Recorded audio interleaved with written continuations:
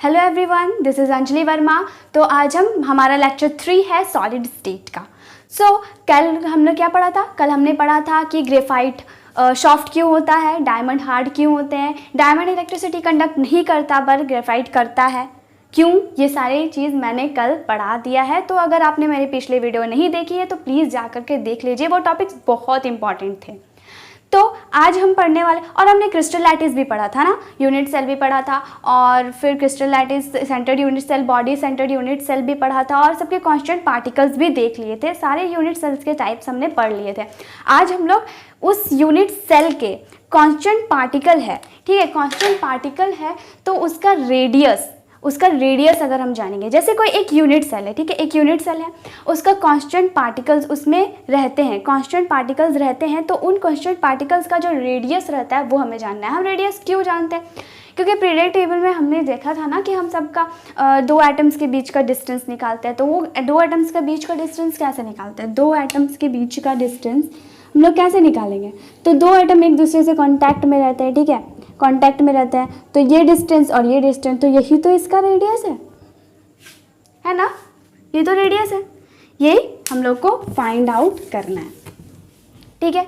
तो आज हम लोग पढ़ेंगे relation between radius of constant particles with what, with edge length of unit cells, ठीक है। तो सबसे पहले जितने भी कांस्टेंट पार्टिकल्स है, चाहे वो आयन्स हो, चाहे वो मॉलिक्यूल्स हो, चाहे वो एटम्स हो, हम सबको एक स्फीयर कंसीडर करेंगे, ठीक है, यानी कि सारी चीज़ एक स्फीयर होगा और सबका रेडियस हम लोग r कंसीडर करेंगे। पहली बात हमने कंसीडर कर ली। दूसरी बात हमें ये कंसीडर करना है, ये मान लेना है कि चाहे वो बॉडी सेंटर्ड यूनिट सेल हो, फेस सेंटर्ड यूनिट सेल हो, या सिंपल क्यूबिक यूनिट सेल हो, या इन सेंटर्ड हो, सबकी एज हम लोग क्या मानेंगे? सबकी एज हम लोग a मानेंगे, ठीक है। यानी कि सारे कांस्टेंट पार्टिकल्स को हार्ड स्फीयर मांगेंगे हम लोग, सारे कांस्टेंट पार्टिकल को हम लोग क्या मानेंगे? हार्ड स्फीयर, ठीक है, हार्ड स्फीयर, यानी कि ये एक हार्ड स्फीयर है, ठीक है, बॉल, लाइक बॉल। अब हम रेडियस जानते हैं, ठीक है, रेडियस। तो सबसे पहले हम लोग सिंपल क्यूबिक यूनिट सेल की रेडियस जानेंगे। Simple cubic unit cell, topic मैं लिख देती हूँ, relation between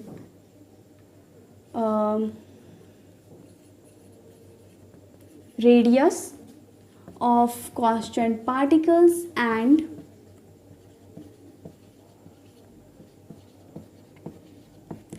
age length of unit cell, ठीक है।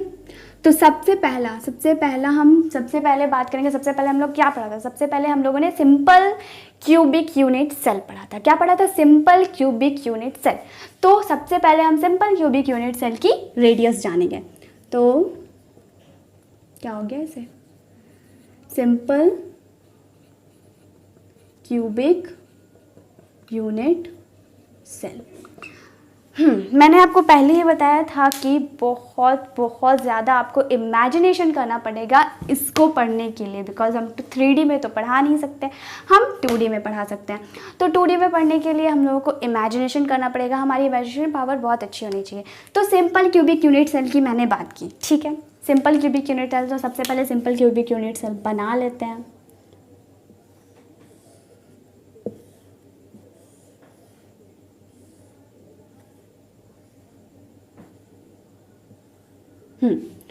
ये हमारा सिंपल क्यूबिक यूनिट सेल हो गया, ठीक है।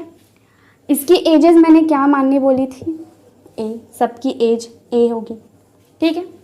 अब मान लेते हैं क्या कांस्टेंट पार्टिकल्स इसके कॉर्नर्स में होते हैं, राइट। और सिंपल क्यूबिक यूनिट सेल के बारे में मैंने क्या बताया था? जो कांस्टेंट पार्टिकल्स होते हैं वो सारे कॉर्नर्स में रहते हैं और एक दूसरे से अटैच रहते हैं, ठीक है, एक दूसरे से अटैच रहते हैं और सारे कॉर्नर्स में प्रेजेंट रहते हैं। सिंपल क्यूबिक यूनिट सेल के कांस्टेंट पार्टिकल्स कितने होते हैं? एक, ठीक है, एक कांस्टेंट पार्टिकल होता है। मैंने बताया था कि सारे कॉर्नर्स में एक 1/8 पार्ट होता है एक स्फीयर का, इसलिए हम लोग निकालेंगे तो मतलब 8 इंटू 1/8 करेंगे बिकॉज 8 कॉर्नर्स और 1/8 पार्ट एक स्फीयर का रहता है, ठीक है। तो हम लोग क्या निकालेंगे, एक कांस्टेंट पार्टिकल होते हैं।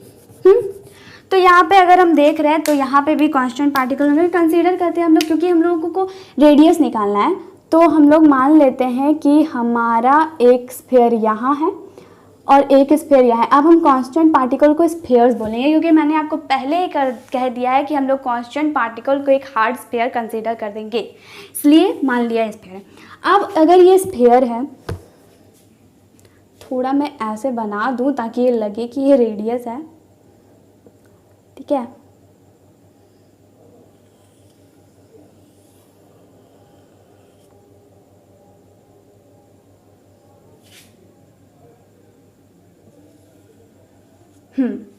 अब ये मान लो यार रेडियस है। अब यहाँ देखो, ये सेंटर और ये सेंटर, तो ये सेंटर से यहाँ तक की दूरी r, इस सेंटर से यहाँ तक की दूरी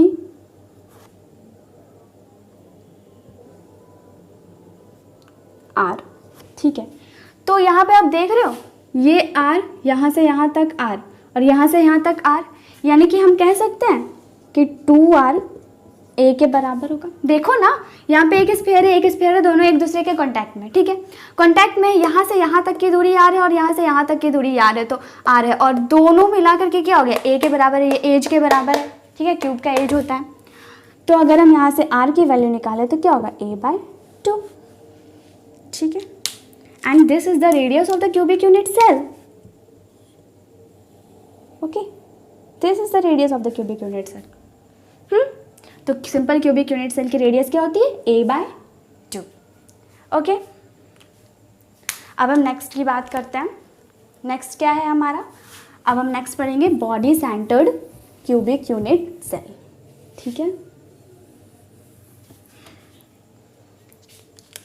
बॉडी सेंटर्ड,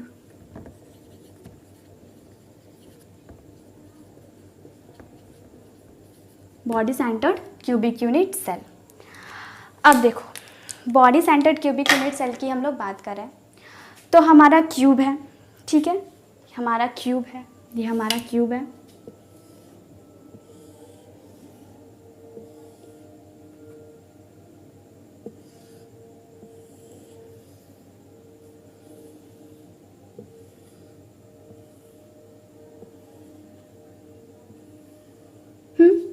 ये हमारा क्यूब है। अब बॉडी सेंटर्ड की हम लोग बात कर रहे हैं तो सोचिए, बॉडी सेंटर्ड यानी कि मैंने आपको बताया था कि कांस्टेंट पार्टिकल्स कॉर्नर में प्रेजेंट होते हैं और इसके अलावा बॉडी के सेंटर में कांस्टेंट पार्टिकल मौजूद होता है, ठीक है। तो अगर मान लो कांस्टेंट पार्टिकल्स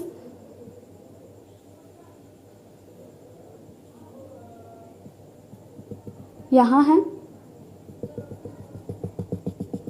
यहाँ है और एक यहाँ है, ये आउट ऑफ बोर्ड हो गया पर ऐसा है, ठीक है।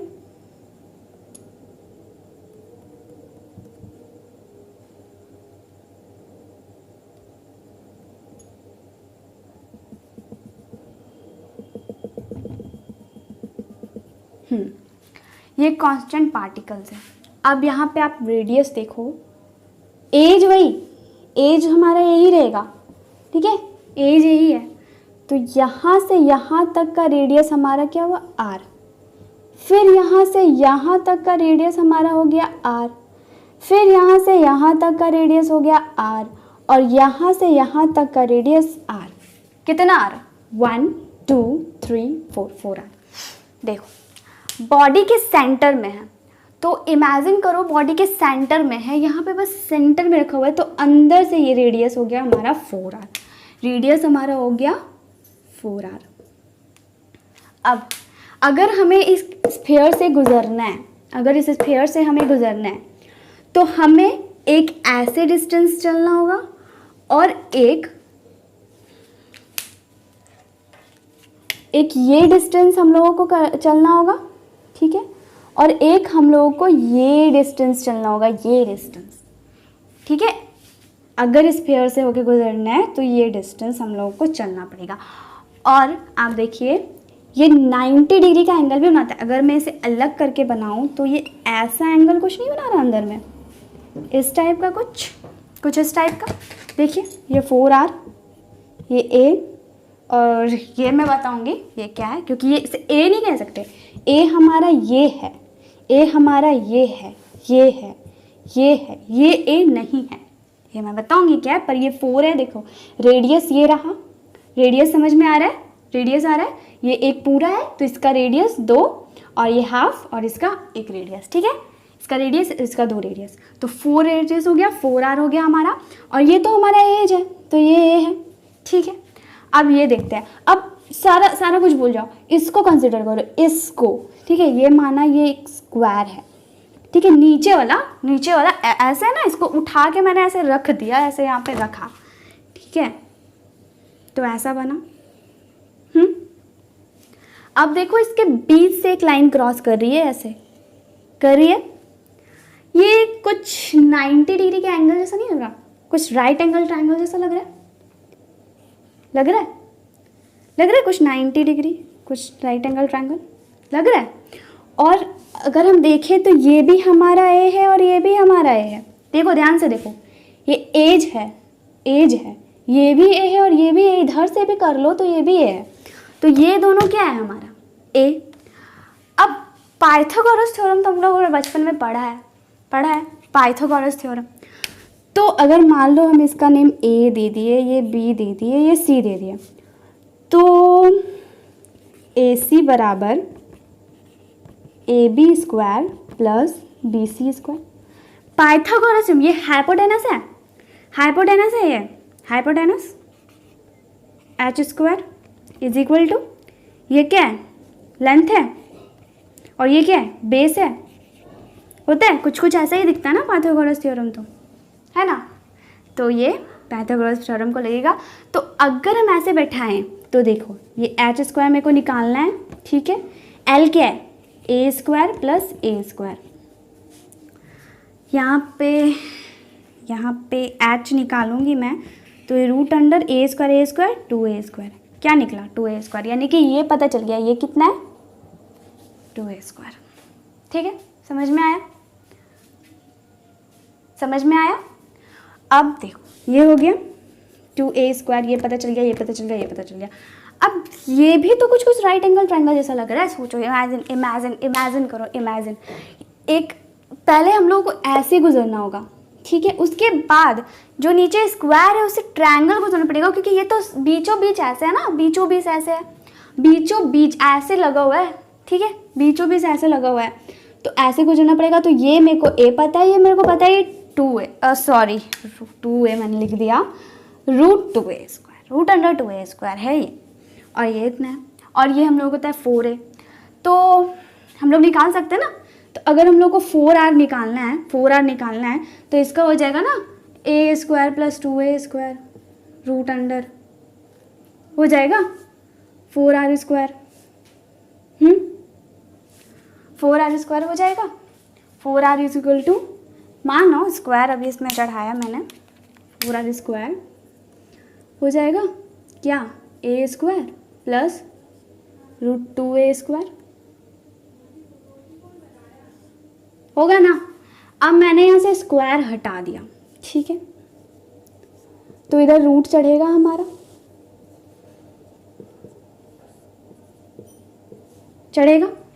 स्क्वायर हटाया तो रूट चढ़ेगा। अब रूट चढ़ गया, अब देखो, और ये सिर्फ रूट 2 है, ठीक है। रूट 2a चढ़ा। अब देखो यहाँ पे रूट 2a स्क्वायर और a स्क्वायर क्या हो जाएगा, सॉरी इसका स्क्वायर होगा अपना, ठीक है। इसका स्क्वायर होगा, क्योंकि स्क्वायर होता है ना p स्क्वायर, तो स्क्वायर हो जाएगा। अब देखिए यह हमारा a स्क्वायर, और इसको स्क्वायर हटाएंगे, ठीक है। तो स्क्वायर से रूट कैंसिल, 2a स्क्वायर बचा। अब 2a स्क्वायर और प्लस a स्क्वायर क्या हो गया, रूट 3a स्क्वायर, ठीक है। रूट 3a स्क्वायर हुआ। अब इधर हमारा 4R कंटिन्यूसली चले जा रहा है, ठीक है। तो अगर हम यहाँ पे r निकालें तो इसको लिख सकते हैं √3/4a²। ये इंटू में था, यहाँ डिवाइड में आ गया। This is the radius of the body centred cubic unit cell. Okay, this is the radius of the body centred cubic unit cell. ठीक है, अब हम face centred cubic unit cell का रेडियस देखेंगे। ठीक है, face centred cubic unit cell सारा erase कर दिया। Third face centred cubic unit cell. Face centred cubic unit cell की रेडियस जानेंगे। तो जैसा कि हम हमेशा करते हैं, एट फर्स्ट हमें सबसे पहले एक क्यूब बनाना होगा। तो मैं क्यूब बनाती हूँ। क्या हो रहा है?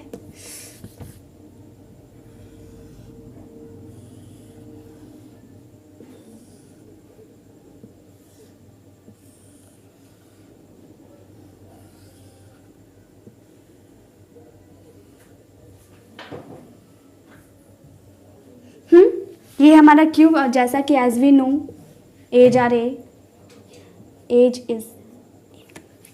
एज हमारा ए होगा। ठीक है, अब हमारा constant part, as we know कि ये ए होता है। ठीक है, इसका एज ए होता है। अब कांस्टेंट पार्टिकल्स इसमें मौजूद होंगे, लेकिन ये क्या, face centred cubic unit cell, यानी कि इसमें कांस्टेंट पार्टिकल्स कॉर्नर्स में तो हैं ही, उसके अलावा क्या है, इसके 6 फेजेस होते हैं ना क्यूब के, तो 6 फेजेस में कांस्टेंट पार्टिकल्स मौजूद है। कैसा, हाफ। ठीक है, हाफ पार्ट इसका आएगा। तो इसमें कांस्टेंट पार्टिकल कितने होते हैं, एक पूरा। ठीक है, और ऊपर फेसेस में एक। ठीक है, फेसेस में एक होता है, यानी कि हाफ। तो कितना हो गया हमारा, 4 कांस्टेंट पार्टिकल्स इसमें होते हैं, 1 2 3 और एक पूरा 4। ठीक है, कांस्टेंट पार्टिकल्स हो गए 4। अब इसमें कांस्टेंट पार्टिकल मौजूद कैसे होते हैं वो देखो। कांस्टेंट पार्टिकल्स हमारे फेसेस में मौजूद होंगे, like this and this. Face में है, एक फेस में है, इट्स लाइक। ठीक है, अगर मैं इसका रेडियस देखूं तो ये हो गया r, फिर अगेन क्या हो गया, ये r, फिर ये r। कितना हो गया, 4r। ठीक है, रेडियस क्या हो गया, 4r, और एज हमारा है a। मैं इसे अलग करूं, अगर मैं इसे अलग से बनाऊं, इसको ऐसे फेस को उठाया और ऐसे यहाँ पे रख दिया। ठीक है, ऐसे अगर फेस को यहाँ पे रख दिया तो हमारा फेस कुछ इस लाइक है। ठीक है, एक फेस को अगर मैंने कंसिडर किया तो एक फेस ये कुछ इस तरह। अब इसमें कांस्टेंट पार्टिकल्स कैसे मौजूद है, कांस्टेंट पार्टिकल्स इसमें ऐसे मौजूद है।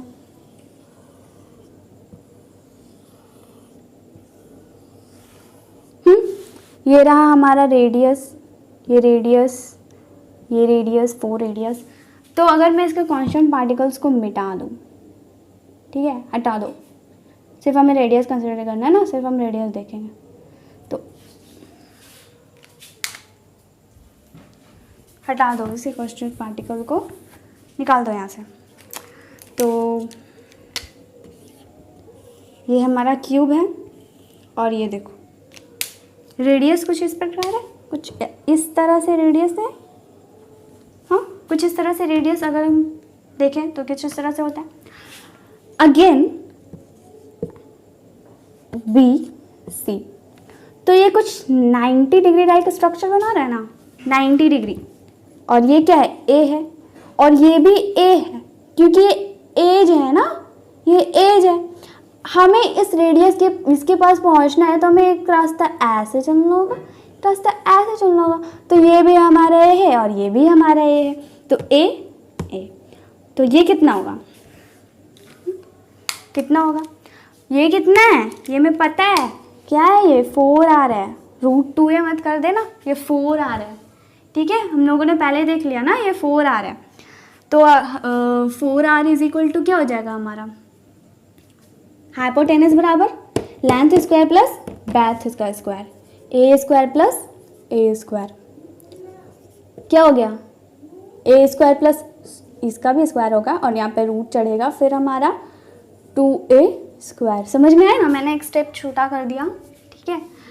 स्क्वायर यहाँ पे था, मैंने यहाँ से स्क्वायर हटाया, यहाँ पे रूट चढ़ाया और a plus A 2a square. Okay, now अगर मुझे r चाहिए, ठीक है, तो √2/4a स्क्वायर। हम इसे और भी सॉल्व कर सकते हैं, इसे आगे भी सॉल्व किया जा सकता है, पर सिंप्लिसिटी के लिए हम यही मान लेते हैं r is equal to √2/4a square.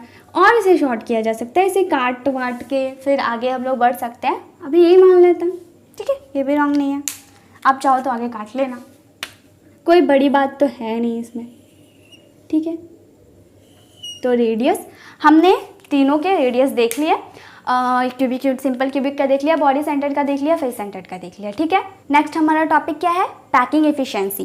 Next topic है पैकिंग एफिशिएंसी। हम लोगों ने रेडियस देख लिया, ठीक है, रेडियस देख लिया। अब हम देखेंगे कि कितना स्पेस ऑक्यूपाइड करता है एक कांस्टेंट पार्टिकल एक यूनिट सेल में, और कितना पैकिंग एफिशिएंसी मेन क्या है, पैकिंग एफिशिएंसी है क्या।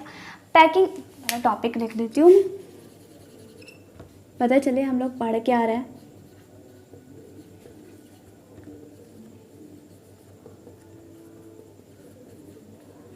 स्पेलिंग सही है ना, पैकिंग, ठीक है, पैकिंग एफिशिएंसी। तो पैकिंग एफिशिएंसी क्या है, एक कांस्टेंट पार्टिकल्स किसी यूनिट सेल का कितना स्पेस ऑक्यूपाइड करता है, कितना स्पेस वो घेरता है, that is called its packing efficiency. Simple cubic unit cell में कितना लेगा, फिर फेस सेंटर में कितना लेगा, बॉडी सेंटर में कितना लेगा, हेक्सागोनल भी बनता है, मैं आगे आपको बताऊंगी, आपको सब समझ में आएगा, धीरे धीरे हम लोग आगे बढ़ेंगे, ठीक है। एकदम आराम से और डीपली स्टडी करके हौले हौले आगे हमें बढ़ना है और सारी चीज़ें बिल्कुल समझ लेना है। लेकिन अगर आप मेरे चैनल पर नए हो और आपने अभी तक मेरा चैनल सब्सक्राइब नहीं कर लिया तो प्लीज़ आप सब्सक्राइब कर लीजिए, ताकि आगे के वीडियोस के नोटिफिकेशन आपको मिलती रहे और आपसे ये चैप्टर छूटे नहीं। ये बहुत ही ज़्यादा इंटरेस्टिंग चैप्टर है, ट्रस्ट मी। तो पैकिंग एफिशिएंसी क्या होती है, मैं इसका डेफिनेशन लिखती हूँ। परसेंटेज ऑफ स्पेस, इसे हम हमेशा परसेंटेज में निकालते हैं।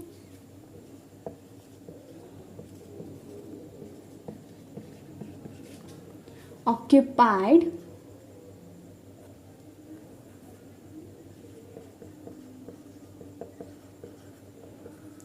by the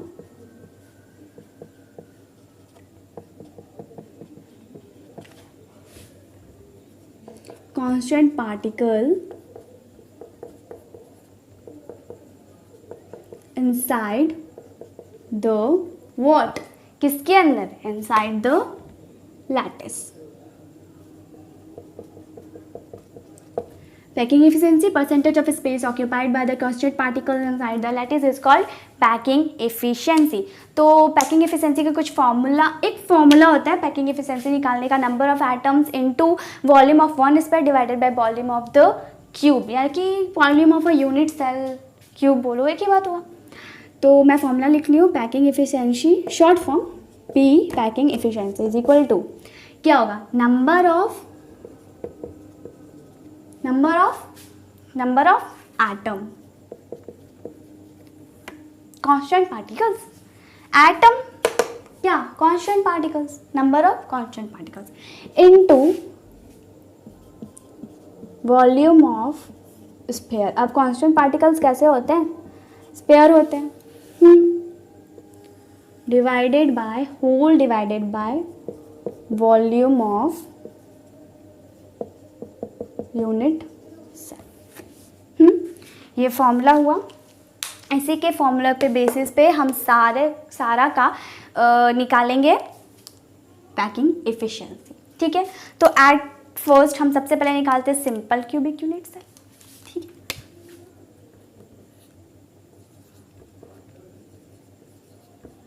simple cubic unit cell, simple cubic unit cell की पैकिंग एफिशिएंसी, इसका मैं यहाँ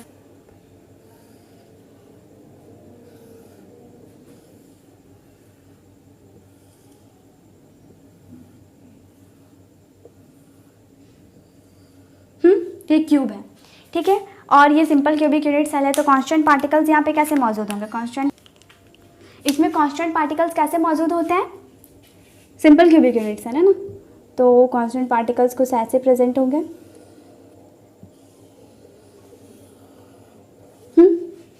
ऐसे जुड़े होंगे, ठीक है, ऐसे जुड़े होंगे। और इसका एज हमारा वही ए है, हम वही कॉन्सेप्ट आगे बढ़ाएंगे, वही चीज़ सब कुछ सेम रहेगी, वही रेडियस आर, ठीक है, सब कुछ सेम, रेडियस वही, एज भी वही, सब कुछ सेम होगा। अब हम लोग को पैकिंग एफिशिएंसी जाननी है, तो रेडियस तो इसका पता है ना, क्या होता है इसका रेडियस, अब भी मैंने बताया, भी जस्ट बताया, क्या होता है ना, होता है ना, ये r, 2r is equal to a, तो a is equal to r by 2 हुआ, तो a is equal r is equal to a by 2, r is equal to a by 2 हुआ, ठीक है। इसकी पैकिंग एफिशिएंसी मेरे को निकालनी है, packing efficiency. So here is the formula, number of atom, इसमें नंबर ऑफ एटम कितने होते हैं, कितने होते हैं, पिछले वीडियो में मैंने बताया, नहीं देखा तो जाकर देख लो, क्योंकि बिना उसे पढ़े ये वीडियो बिल्कुल समझने नहीं आने वाली, ठीक है। तो कांस्टेंट पार्टिकल कितने होते हैं, सारे कॉर्नर्स में से एक, ठीक है, कांस्टेंट पार्टिकल इसमें होते हैं एक। वॉल्यूम ऑफ स्फीयर क्या होता है, बचपन में पढ़ा है, क्या होता है volume of sphere, 4/3 pi r cube होता है, ये पाई है, कुछ और मत समझ लेना, पाई है। और इसका डिवाइड करेंगे, यहाँ पे 100 भी होता है, क्योंकि परसेंटेज निकालने ना, मैं कहाँ लिखा मैंने यहाँ पे, परसेंटेज निकालनी है तो 100 से इंटू तो करना ही होगा, ठीक है। और volume of a unit cell, एक यूनिट सेल की वॉल्यूम कितनी होती है, क्या है, क्यूब है, तो क्यूब की वॉल्यूम क्या होती है, ए क्यूब हुई, और इंटू 100, हाँ 100। अब आर की वैल्यू पुट करो या ए की वैल्यू पुट करो, कोई भी वैल्यू आप पुट कर दो, आर की करना है या ए की करना है, चलो ए की कर देते हैं, कोई दिक्कत, बहुत बड़ी बात तो नहीं लिखी मैंने, 2r is equal to a, तो इसकी वैल्यू पुट कर देते हैं, ये 1 लिखो ना लिखो बराबर, तो 4/3 इंटू पाई इंटू आर की वैल्यू लिख दो आर क्यूब, और ए की वैल्यू लिख दो 2r का whole cube, 100, 4/3 into 22/7 into r cube divided by 2 का क्यूब, 2 2 जा 4, 4 2 जा 8, 2 का क्यूब 8, आर क्यूब, ये आर क्यूब और ये आर क्यूब कैंसिल हो गया, ठीक है, कैंसिल आउट हो गया, क्या बचा, कुछ और भी कैंसिल हो रहा है, मैं इसको पहले सुलभ बना देती हूँ, उसके बाद हम लोग देखेंगे, ठीक है, क्या आया नीचे, 3 8 7, कुछ कट रहा है, 87 हो गया क्या, कुछ कट रहा है, कुछ कट रहा है, देखो ध्यान से देखो, 4 2 जा 8, 2 का टाइम्स में 11 टाइम्स में 22 गया, तो मैं करूँ, कुछ कट गया, 11 बचा, इंटू करो, 11 इंटू 100 1100, और 3 इंटू 7 21। इसको अब हम सॉल्व करेंगे तो हमारा आंसर आएगा, मैं कहाँ लिखूँ, यहाँ पे लिख दिया जाए, 52.38%। सॉल्व कर लो इसे, बहुत इजी है सॉल्व करना, बहुत बड़ी बात तो है नहीं। तो ये आंसर आएगा। तो ये सिंपल क्यूबिक यूनिट में की पैकिंग एफिशिएंसी यानी कि इतना पार्ट ये कांस्टेंट पार्टिकल्स पैक करके रखते हैं सिंपल क्यूबिक यूनिट सेल की। Okay, take a screenshot. तो सिंपल यूनिट सेल की हमने देख ली। अब हम body centred cubic unit cell की देखेंगे। ठीक है, body centred cubic unit cell. Hope you understand. Body centred cubic unit cell हाँ, शॉर्ट फॉर्म में लिख दिया मैं। अब यहाँ पे क्यूब बनाते हैं, यूनिट सेल बनाते हैं। यहाँ पे केमिस्ट्री में तो क्यूब की अलग ही नाम हो गई, यूनिट सेल। ठीक है, तो यूनिट सेल, और स्फीयर का भी न्यू नाम हो गया ना, कांस्टेंट पार्टिकल्स। तो ये हो गया, आज क्यूब टेढ़ा बन रहा है।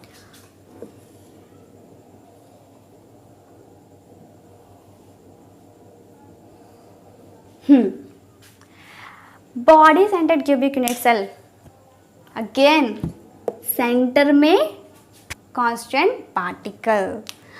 तो कांस्टेंट पार्टिकल कैसे मौजूद होंगे? ये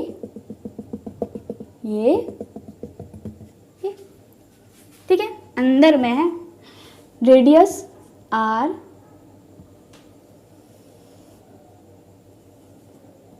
आर आर आर, क्या 4R।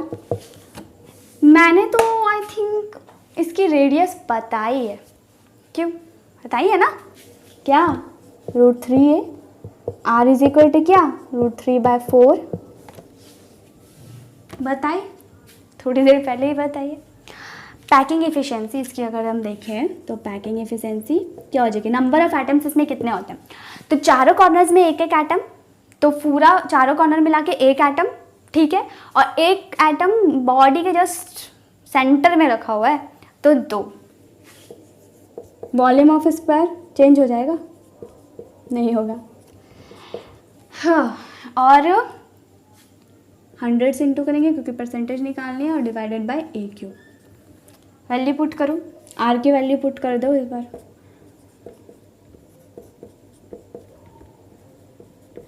7 इंटू R की वैल्यू क्या हो जाएगी √3/4, A का होल क्यूब इंटू 100, छोटू सा 100 लिख दिया मैंने, 100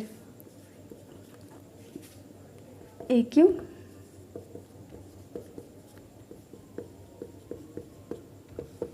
√3 का क्यूब,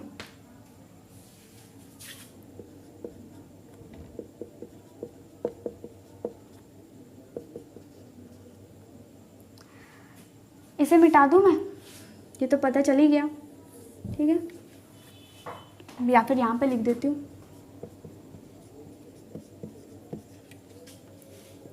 डिवाइड करें इंटू 100, इसको डायरेक्ट मैं नीचे लिख लेती हूँ ना, यहाँ पे लिख दो, यहाँ पे 3 इंटू 7। आई होप आपको कोई दिक्कत ना हो, ठीक है,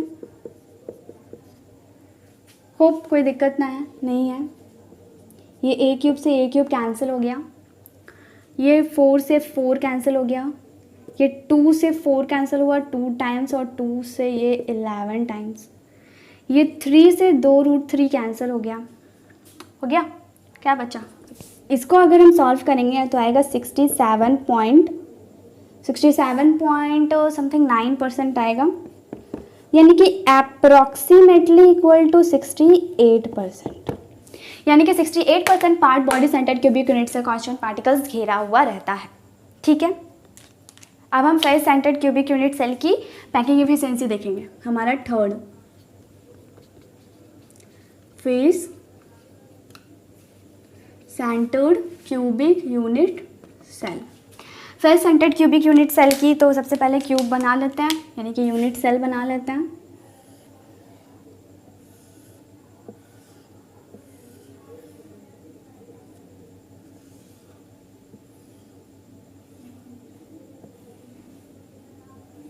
ठीक है, फेस सेंटर्ड पार्टिकल्स कहाँ होंगे, फेस में, तो कुछ इस तरह से पार्टिकल्स होंगे हमारे, ठीक है। Radius again R R R R, what 4R, radius 4R, और ये क्या था, इसका रेडियस मैंने आई थिंक आप लोगों को बताया था, क्या बताया था, इसकी रेडियस क्या थी √2 4r is equal to √2a², था ना। a² plus a², 2a², square हटा, रूट चढ़ा, √2a², 4 नीचे आया। हाँ, कुछ इस तरह ही था। वैसे इसमें ज़रूरत तो पड़ेगी नहीं हमें रेडियस की। चलिए, रेडियस हो गया। रुको, रोकती क्यों है? हाँ, तो radius r is equal to √2/4a², ठीक है, ये है। अब पैकिंग इफिशिएंसी हम लोग निकालेंगे। पैकिंग इफिशिएंसी, तो इसमें नंबर ऑफ कांस्टेंट पार्टिकल्स कितने होते हैं?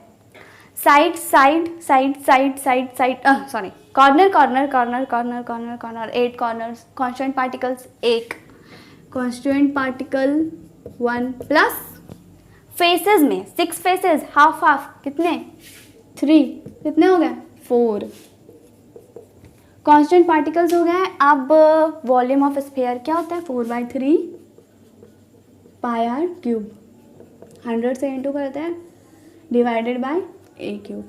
तो 4 इंटू 4/3, 3.14 पाई की वैल्यू होती है। r की पुट करेंगे √2/4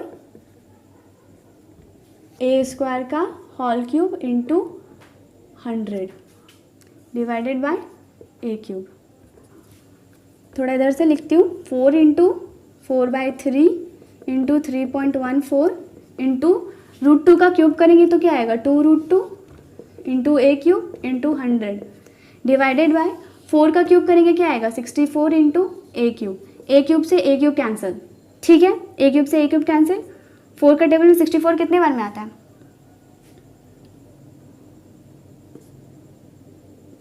16, 4 4 जा 16, 2 2 जा 4, और ये 50 टाइम्स।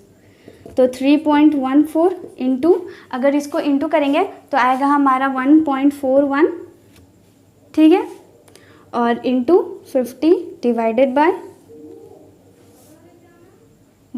क्या? 3, ये 3 है ना, ये 3। और इसको सॉल्व करेंगे आएगा हमारा 73.79%, और ये अप्रॉक्सीमेटली इक्वल होता है 74% का। और ये हो गया packing efficiency of face centred cubic unit cell. तो हम लोगों ने आज क्या क्या पढ़ा? हम लोगों ने रेडियस बनाए, सबके रेडियस और एजेस के बीच में रिलेशन जाने, face centred cubic unit cell के, बॉडी सेंटर्ड के जाने, सिंपल क्यूबिक यूनिट सेल के जाने, सबकी पैकिंग एफिशिएंसी जानी। सबकी पैकिंग एफिशिएंसी कितनी होती है? पैकिंग एफिशिएंसी क्या होती है? पैकिंग एफिशिएंसी होती है कि कांस्टेंट पार्टिकल्स कितना स्पेस ऑक्यूपाइड करता है किसी भी क्रिस्टल लैटिस का, किसी भी लैटिस का, ठीक है। तो आज हमने इतनी सारे पढ़े, कल हम और भी इम्पोर्टेंट, और हाँ, ये सब बहुत बहुत इम्पोर्टेंट टॉपिक। आपको अगर ये मेरा पढ़ाने का स्टाइल अगर अच्छा लगा हो तो प्लीज़ लाइक करके जाइएगा। और हम नेक्स्ट वीडियो में हम और भी इम्पोर्टेंट टॉपिक्स के बारे में पढ़ेंगे, जो हमारा सॉलिड स्टेट का लेक्चर 4 होगा।